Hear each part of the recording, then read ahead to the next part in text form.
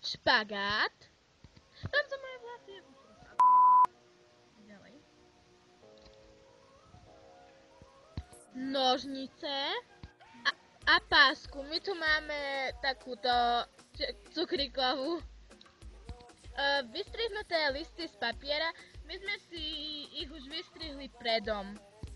Poďme na to. Zoberieme si listy z papiera a nejak pekne ich nafarbíme. My sme si to nafarbili takto.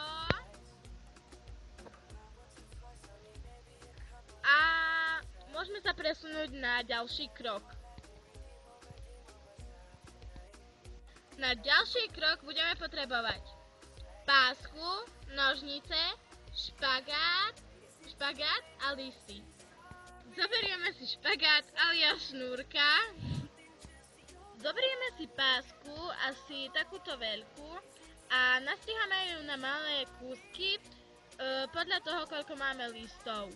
Keďže my máme 5 listov, tak sme to spravili takýmto praktickým spôsobom, pretože máme na ruke 5 prstov. Zoberieme si listy a špagát. Listy si poukladáme na bielu stranu. Naopak. Podľa toho, aké chceme mať rozloženie, tak podľa toho to poskladajte. A prilepíme takýmto spôsobom.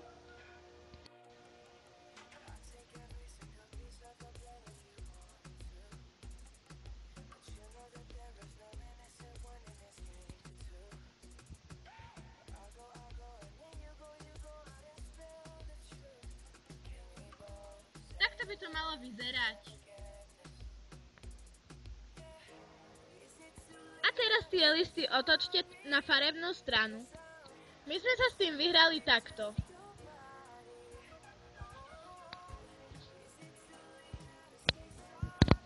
A máme hotovo.